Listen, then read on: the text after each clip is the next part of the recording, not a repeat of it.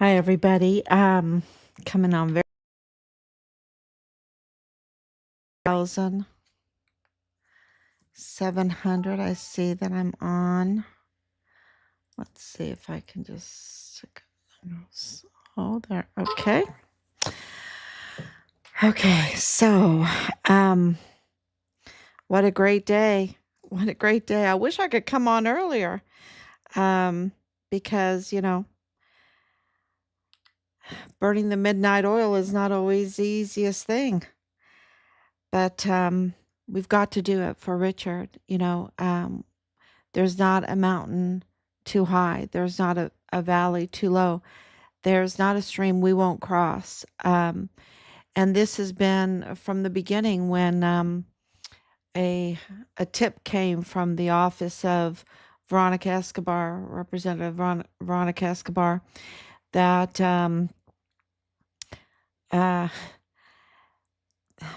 gosh, that day, oh my gosh, Richard. Well, the tip was there was smells up, maybe remains. And of course, Rob went there. He went there. And it was climbing a cliff, those mountains up the Franklin Mountain. It was a cliff. It was nothing there. They collected whatever evidence that they could and turned it in. The CID didn't go.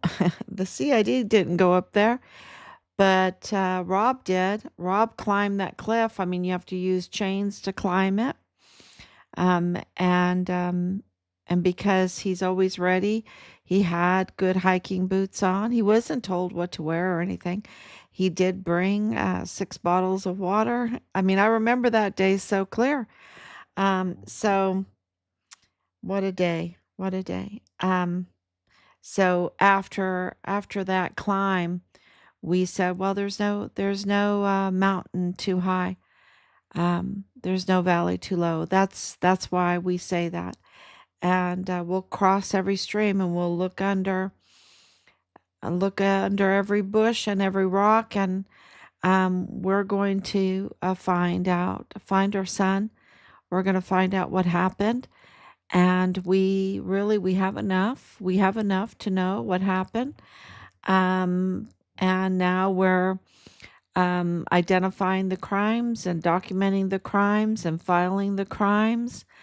And we're, almost at 5 years. But what we have done is absolutely something that people told us was impossible, right? But nothing is impossible with God. Nothing's impossible with Him.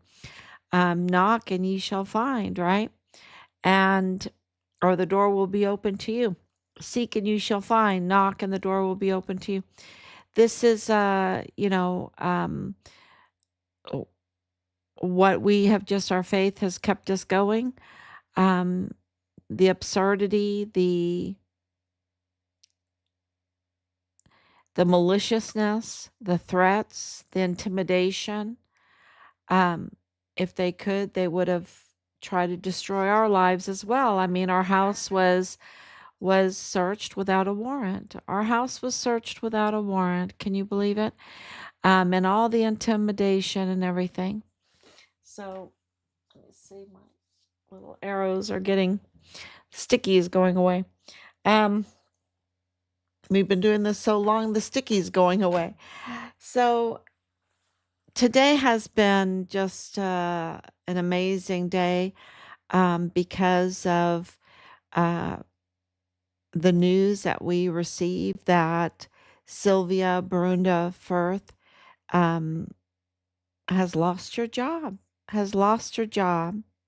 and that has made us very, very happy because she has so many conflicts of interest, and she, of course, left the El Paso attorney's office with allegations. She's up to no good. And of course, she sits on if you can go to her LinkedIn, Sylvia Brenda Firth with an I. And she sits on the board of El Paso Community Foundation. She's part of Burkett Foundation. She's part of the triathlon. That means a lot to us in our investigation. And it means conflicts of interest. That's what that means, because of what they're all doing, right? What they're all doing. Of course, Community Foundation was being investigated for the fraud, the distribution, allegations of fraudulent distribution of the Walmart mass shooting victims funds. That was like over $12 million. Okay. And we have confirmation, they were investigated for the allegations, but we have confirmation that they were distributing the money to foreign nationals that weren't even qualified. Okay, because I do understand that there were some Mexican nationals that were harmed and killed, victims of the Walmart mass shooting. I have to be real careful with my words on these live streams because I don't want to be banned. That's why I kind of avoid the M word, and I've said it so many times, and then they shadow ban you. Um, um, so yeah, so I do absolutely understand the victims, but these are individuals that were unqualified. They didn't have a victim. Okay, they're not a victim, and they're just not qualified. And tampering, a lot of document tampering. And so they leave a trail. They leave a trail of document tampering, which is so criminal, right? Um, and, so for Sylvia Brunda Firth to be on the Commission of Judicial Conduct and then to be on the El Paso Community Foundation board, um, there's a big conflict of interest, okay? A really big one. So we were very, very happy to see that she is being removed from that position. Because what does the Commission of Judicial Conduct do? Well, they are oversight. They are oversight of the judges. They are oversight, like you have the MAG court is totally illegitimate right now because none of those judges have been elected. And so that makes that court illegitimate. Why? Because the Constitution, the Texas Constitution says a court that has full jurisdiction, the judges need to be elected. They need to be elected. They need to have the oversight of the people themselves. Um, and that is not the case with the El Paso Criminal Law Magistrate Court. And so there's a lot of up to no goods in that, they're just up to no good in that court. And so we need the Commission on Judicial Conduct to point that out, to do the investigation, to rectify the wrong, to rectify the disenfranchisement of the voters' rights of El Pasoans. And, when you have someone like Sylvia Brunda Firth that has all kinds of conflicts of interest, it just doesn't get done. It just doesn't get done. And the sad thing is, and the terrible thing, and the aggravating thing, and the annoying part of this, and the criminal part of this, is that she gets to collect a paycheck, and then she can't even get the job done. She can't even get the job done because she's too conflicted. She's just too conflicted. So this is really, a huge blessing that she has been removed.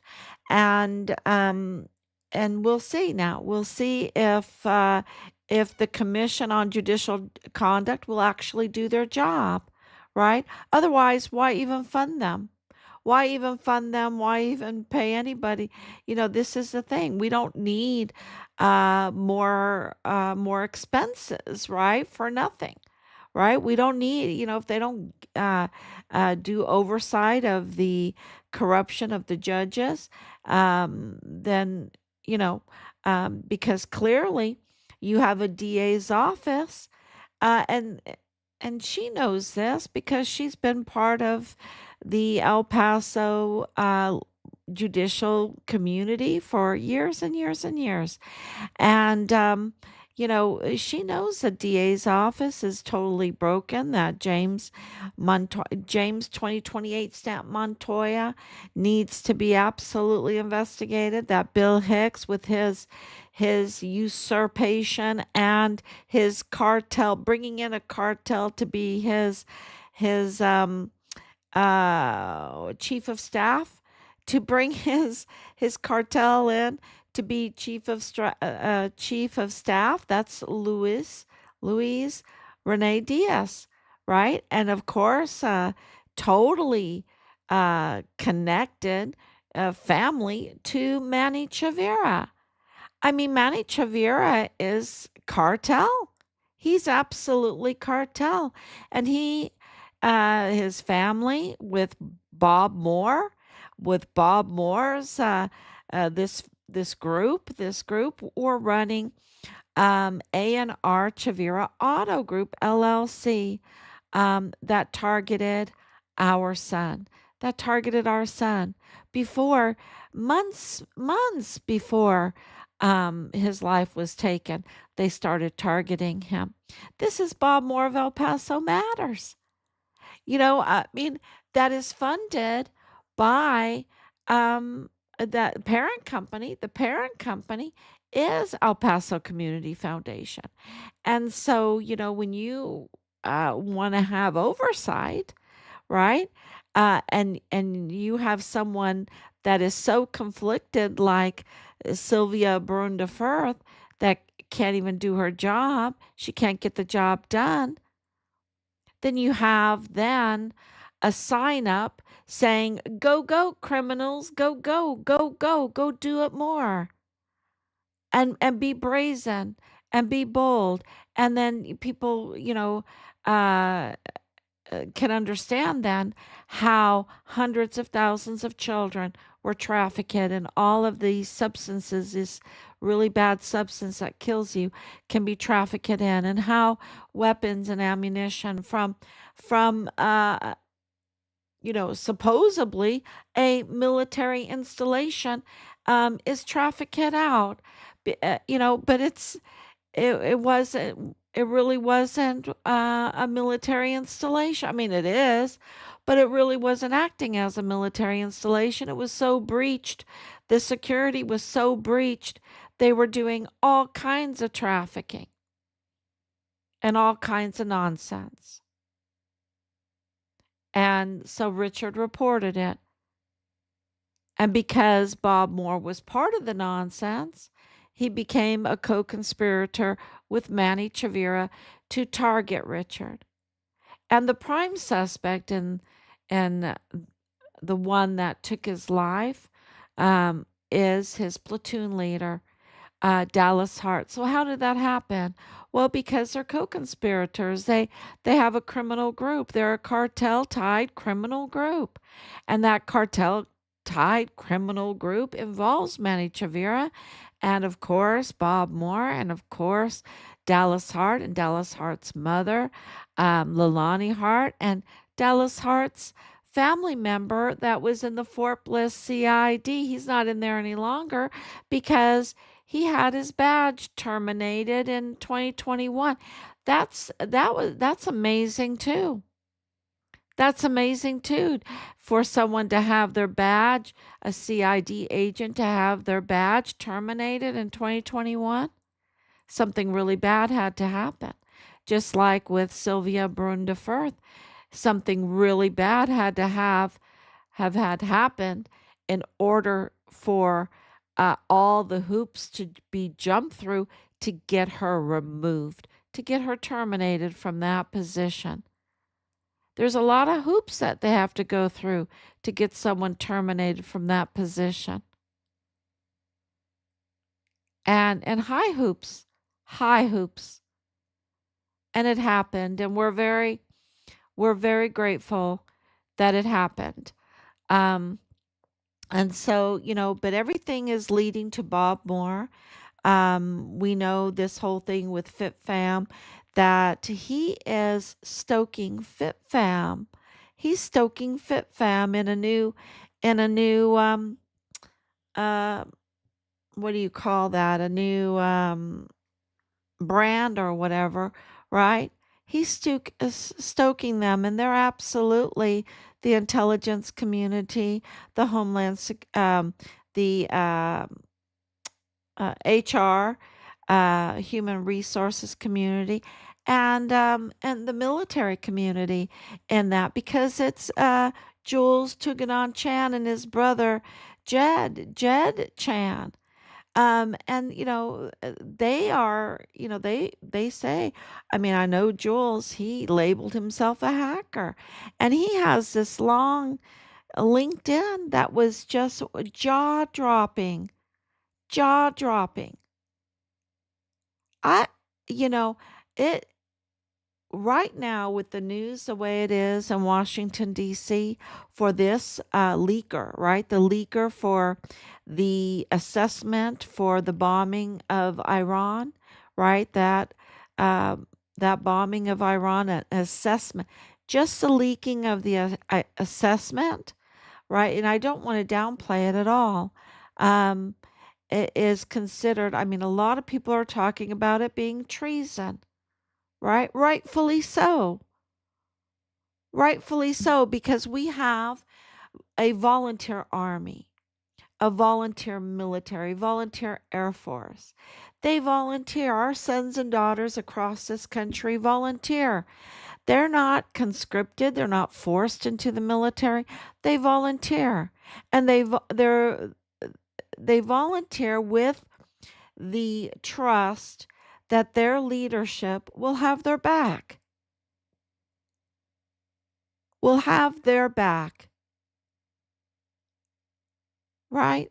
That's uh there's other that duties that the leadership has to do, that our volunteer sons and daughters uh trust their leadership to do.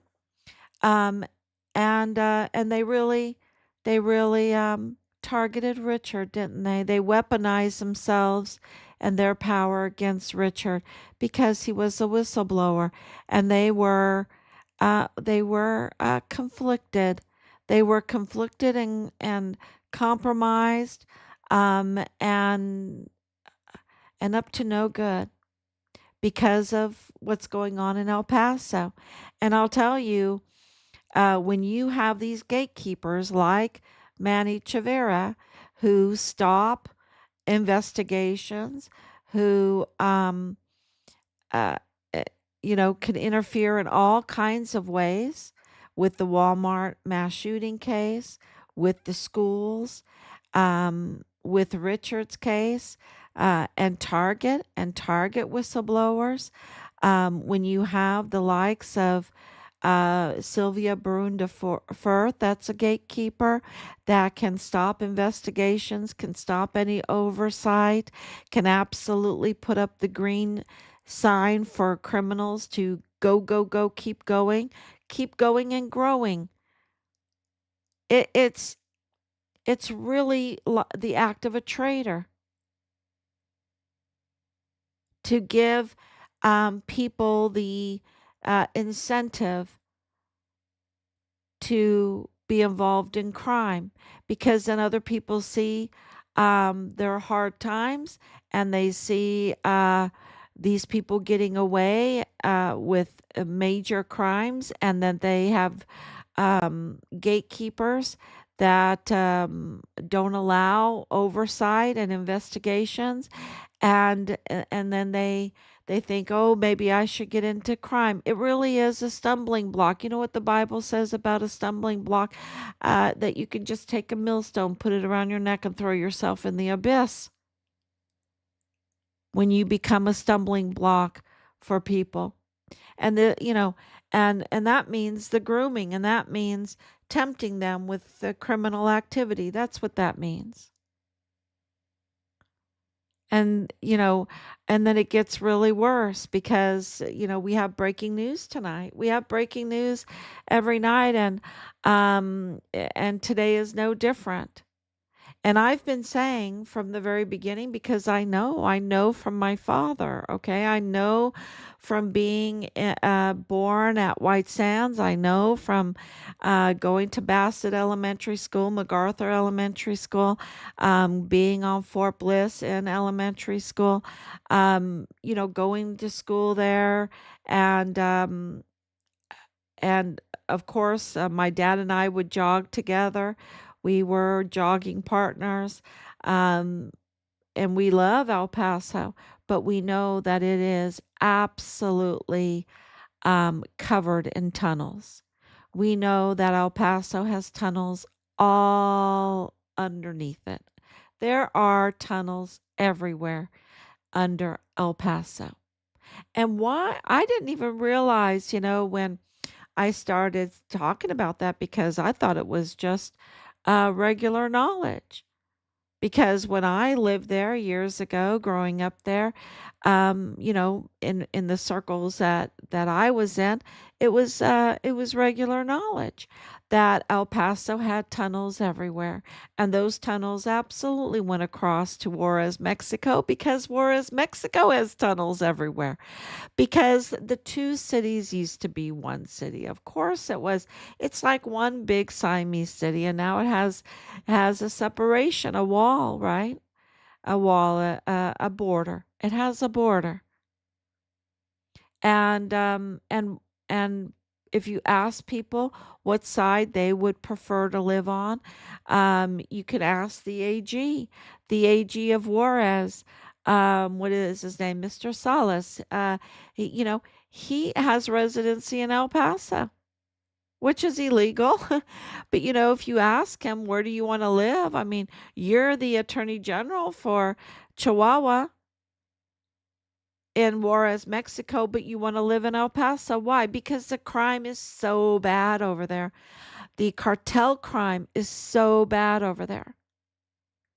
The cartels are from what we can read and learn, is that the Juarez cartel and the Sinaloa cartel are, really battling it out in a very, very nasty way.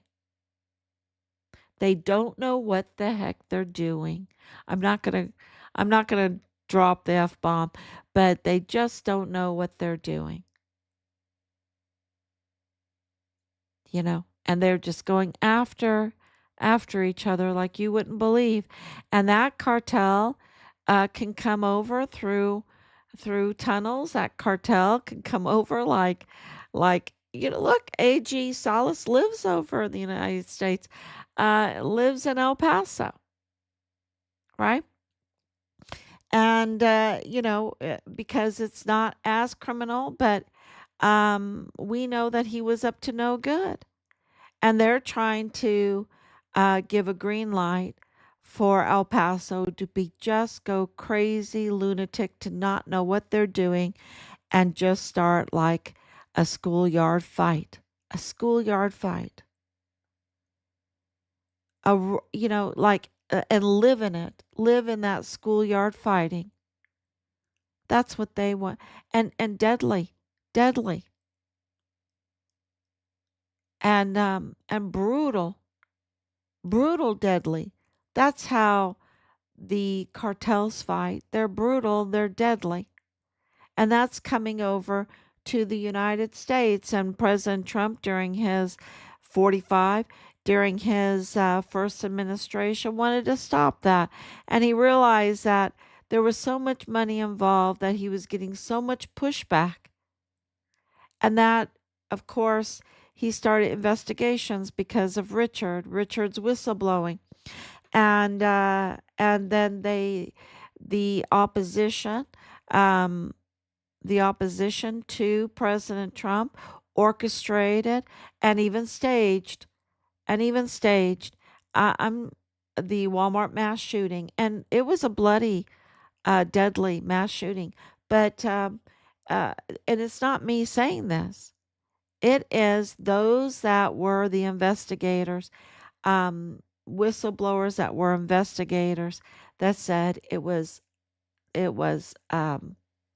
organized, it was orchestrated, and the crime scene was staged because they didn't even secure it for more than 2 days. The FBI have admitted that they didn't secure the crime scene for more than 2 days. And we have Manny Chavira being one of the first responders, with, of course, setting up the reuniting um, uh, a spot at MacArthur's Elementary, where I used to go to school, and working very closely with Chan Tuganon, with Jules Chan, because he was one of the responders, and he was all about the EOC. He was all about the Emergency Operations Center. Um, and he was right there with Manny Chavira. And we know that Jules Chan, who is FitFam El Paso, is, you know, um, is up to no good. He's totally a criminal. He's totally a criminal. And Bob Moore's pushing him. Of course, um, you don't get 700,000 followers without having connections, okay? Without, having media, big, big connections who want to um, do that squiggly hypnosis thing in your eyes, and make you think things, the blue pill squiggly, um, or circular, woo, hypnosis eyes. That's him, but he's military. He's military, and he had top secret access. He can't do what he's doing. But yet, absolutely, he worked with Manny Chavira. Absolutely, he did. And we know that Manny Chavira is um, cartel. And so I have breaking news. Breaking news is that we know that Manny Chavira is El Paso Independent School District. We know that he did the safe schools. We know that he was a fire department assistant fire chief, um, for the El Paso Fire Department, which know all these buildings. They do all the fire codes and everything. Well, the El Paso, there are schools in El Paso, that have, and there's a couple, you could go online, and we did it. We went online. There's like two that are right there on the border. There's four, but two of them are right there on the border, and they have tunnels. The tunnels are running underneath the schools. And we did some check on that, and we've been saying the tunnels are there. And of course, they'd want to use the schools because they can control that property. And so it really clarifies why well, we always thought that Manny Chavira got the chief of police without having a peace officer's license because of his involvement in the orchestration setup, the whole bloody foul play of the Walmart mass shooting. We just thought it was all about that, right? All about that, and that because it was just days after the Walmart mass shooting, that he got chief of police, that it was because of that, like quid pro quo, like, okay, we're going to make you chief of police. You don't have any qualifications, but we want to give you this very high paying job. You know, uh, that's um, that's what we were thinking. Um, but also now um, i- with our confirmations that there is tunnels underneath the elementary schools or underneath the schools, because there's one that's a high school from that is under the care of El Paso ISD. You know, it makes you think, since we know that he's connected to the cartel, that we know that he's connected to Bob Moore, and Bob Moore is connected to the cartel, and Bob Moore is convicted criminal Lalani Hart used her as a unreliable source to target our son's case, to target the whistleblower in our son's case, to target the former coordinator for anti-terrorism and homeland security on Fort Bliss. That's how serious that was. And that's why it really tells you how serious Richard's whistleblowing reports were, that happened to him. Okay. So this is a if you like to read Dickens, right? If you like to read Charles Dickens, I don't know if you like to read Charles Dickens. One of my favorite books is called Little Dorrit. Um, and it is a mystery. It is a mystery book, and it is fantastic.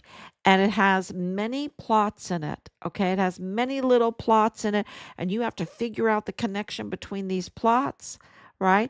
I'm wondering if God gave me a love for that, to try to understand all the plots around Richard's case, because Richard's case has so many plots with the Hearts, with all of the 15 plus agencies, and we're at what I think we're at like 23 three agencies, with the medical being part of this now, with Texas Tech um, University Health Science Center being part of this, with the wife of the FBI agent George Toros from the El Paso field office. Uh, yeah, that's another conflicted person, very conflicted. Well, all those people are conflicted, and then they have absolute connections with.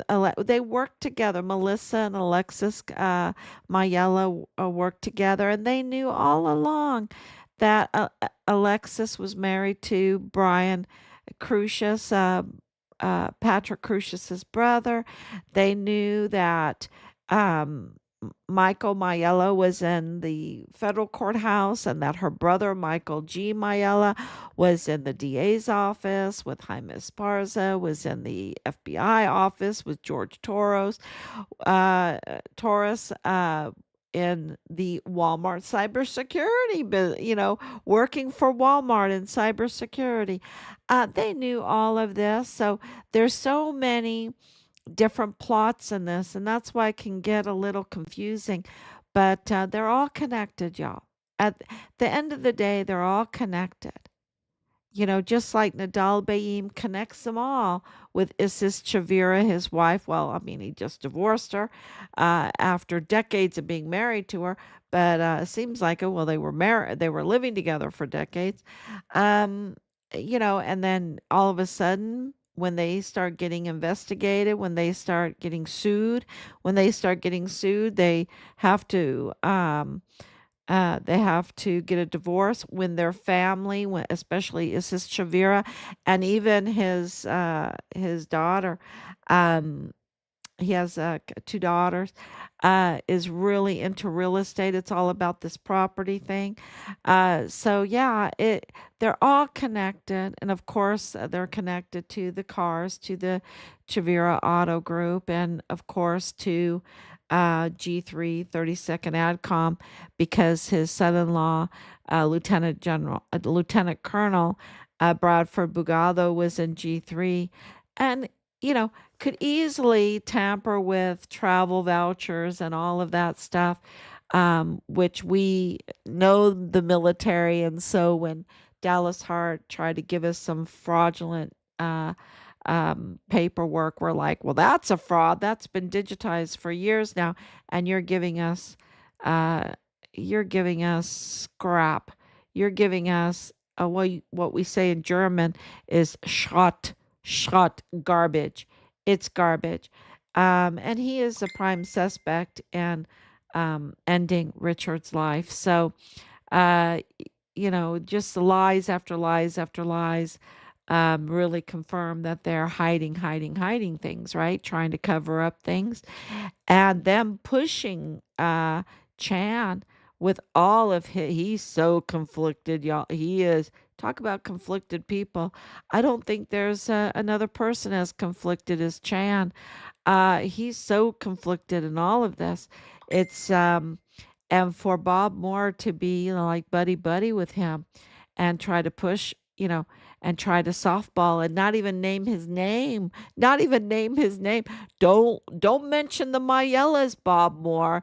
Don't do your job, Bob Moore, right? Don't mention Jules Chuganon Chan, and don't mention that he forfeited uh FitFam El Paso years ago. And when we found that out, we bought the LLC. That's why they have to go to they have to rebrand themselves. Um, and don't don't say the Gold Star family of Richard Halliday has the intellectual rights of FitFam El Paso, right? The real FitFam El Paso, and that they've been misusing it, right? And is that why they got taken down? Is that why they got taken down? I don't know. He is engaged in a lot of problems. He is so conflicted. He's so conflicted. So, uh, there's look, the FBI is polygraphing people right now. And if you're in an intelligence community, you have top secret access. If you have done anything that smells of being a traitor and being treasonous, the FBI is not taking too kindly to that. The Trump administration is not taking too kindly to that. We went from mealy mouth to raising Cain. We went from mealy mouth to raising Cain. Um, you know, and they're not taken too kindly to people that are traitors or people that are engaged in trafficking under schools using tunnels. They're not, and they know that. They know that there's tunnels all over El Paso because I knew that as a girl. I knew that as a girl. And and for it to be under schools and to have Manny Chavira as the chief of police for those schools, and he is connected to the cartel, and he is with Bob Moore targeting Richard to destroy him because he's a whistleblower in the criminal trafficking. There's no coincidences, y'all. There's no coincidences. And you can put two and two together. And then you have Jules Chan um, trying to take care of the health and welfare, the health care of the children that were in the emergency intake center, the death camp,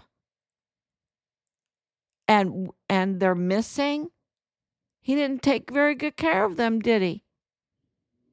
I mean, go look at his LinkedIn information. He took down his LinkedIn, but I posted it up today, the information I got off of it before he took it down. I mean, it's stunning. He is so conflicted. He's probably tied in knots, in every dream he has, every nightmare he has, he's probably tied up in knots.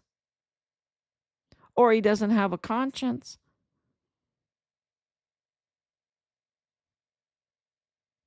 So, and is it, and he, the other thing too is that before we even knew who he was, we knew that he was on our live streams all the time. Or on the website. He was there. Why?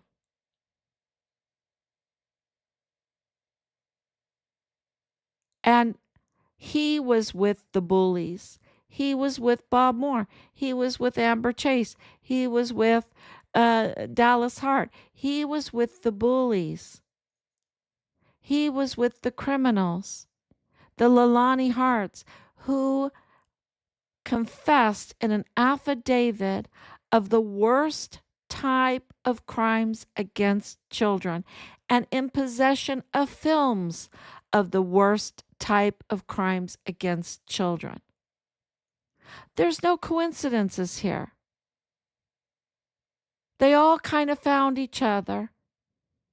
And, the FBI now, thank God, do not take too kindly to people that do these worst type of crimes against children and are trafficking and are using tunnels under schools and are not obeying the laws of this land when it comes to immigration and not respecting law enforcement but abusing their power and even being imposters within these agencies and gatekeepers in these agencies. Not only are they padding their own files with their own pants or pockets or whatever with their criminal activity, but they're gatekeepers to allow to give the green sign of, okay, you can do this.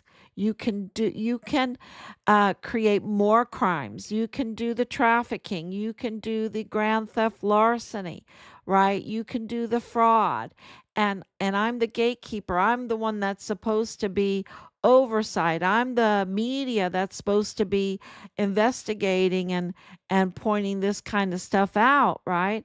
So that we can have a thriving country, a law abiding country where people aren't getting hurt. But there you have it. You have Richard whistleblowing, and he lost his life in the line of duty.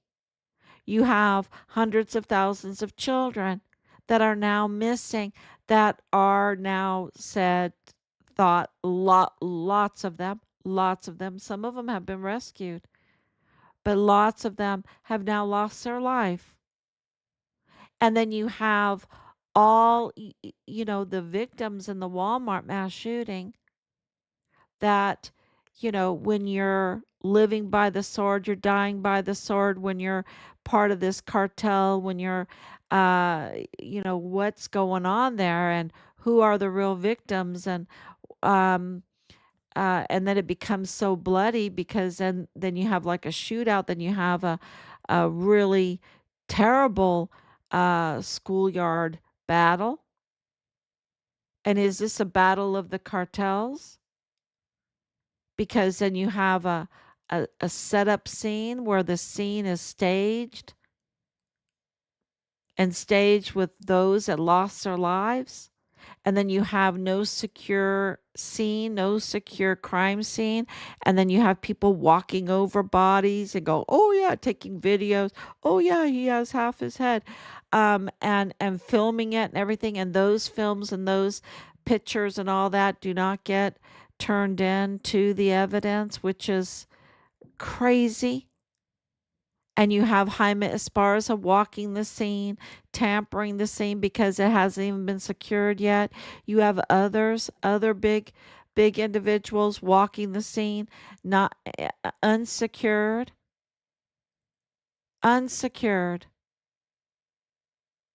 for over 48 hours.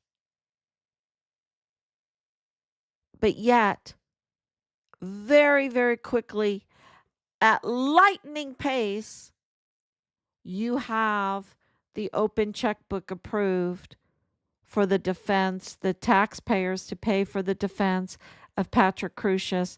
And within 48 hours, you have Joe Spencer collecting on the money already. It looks like it because what happened the 3rd, That's Saturday, 3rd, the afternoon. Then you have the 4th, that 5:42 in the morning. I believe it was 5:42 in the morning. They approved the millions and millions of dollars that were to come, right? The open checkbook.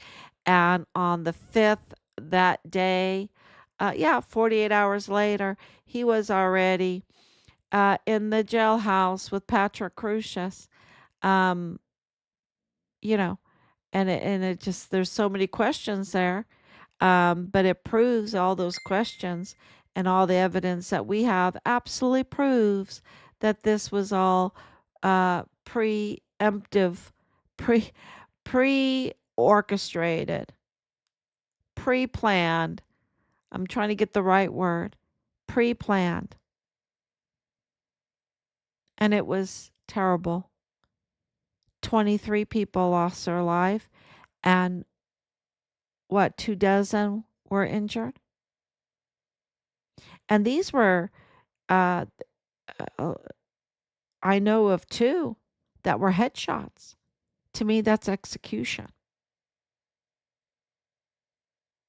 And Manny Chavira is right there in the, right there as a responder, with his El Paso ISD, and the FBI are there with George Torres, and his wife is mixed up, well, a doctor with the Texas Tech University Health Science Center. You don't think she got involved in all of that, especially mental health, and Lorraine Mayella too, and then Jules took it on Chan. We know for sure because he confessed to it that he was there, and the scene wasn't even secured.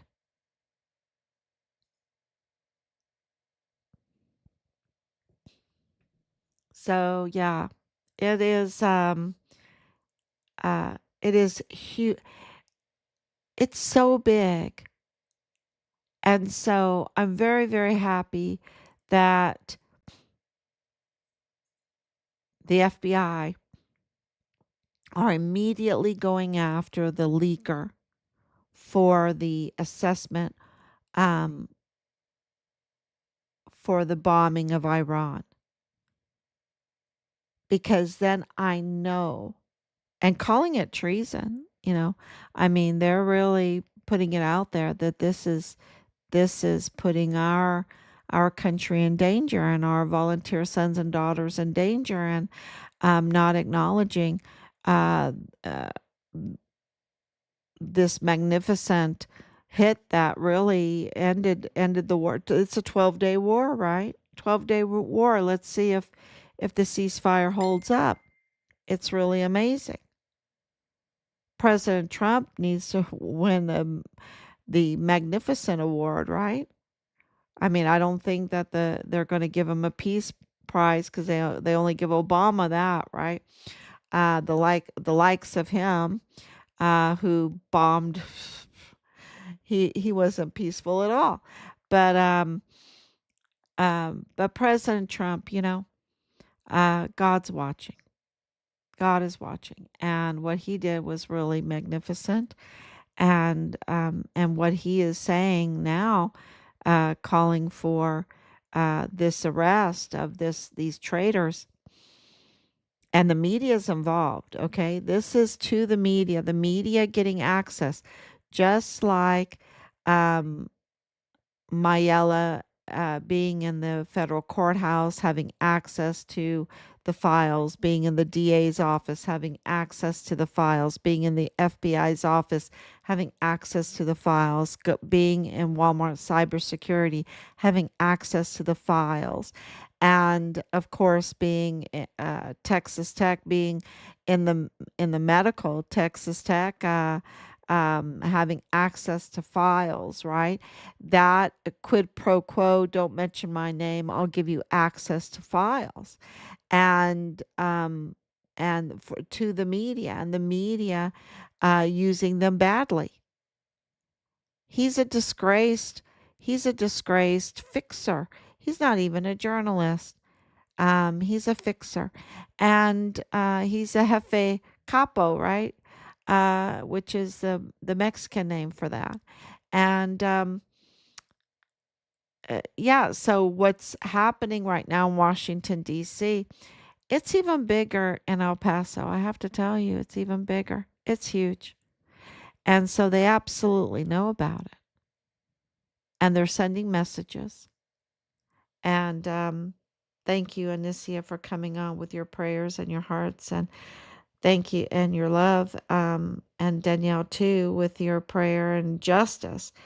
Absolutely. And the Purple Heart for Richard, when that came back to us, it was like, wow, wow. So um, we did get confirmation today that there's tunnels under there's some schools that have tunnels under them close to the border. And I would say there's tunnels everywhere. So that's, uh, um, that's not really hard for us to believe that they're using schools to do trafficking, right? As a cover for trafficking. It's pretty shocking, but yeah, um, it's not a surprise. And then, so we're very grateful for that information. Thank you so much. We're so grateful. Thank you so much. We're really getting a lot of feedback, and thank you so much for taking down. I want to say thank you to Meta for taking down FitFam El Paso, and I think they need to take down at FitFam El Paso because they're just up to no good, right? But there's this little ting in me. I I just can't shake it that Jules Chan has the same last name as Priscilla Chan, Mark Zuckerberg's wife. That's hard for me. So to shake. So, because I'm just wondering how in the world was he able to run that site with 700,000 people for so long? Um, uh, you know, uh, because you have to pay your taxes, right? You have to pay your taxes. Anyway, it's just there's gatekeepers. There's gatekeepers, and and you know and until those gatekeepers, until we and you know, and they're starting to fall. They're starting to fall until we get rid of the gatekeepers and put in people that want to do their duty that are not so conflicted. Then we can get accountability when we have that done. So, I need to get me a drink. Thank you so much. God bless you, and I will be back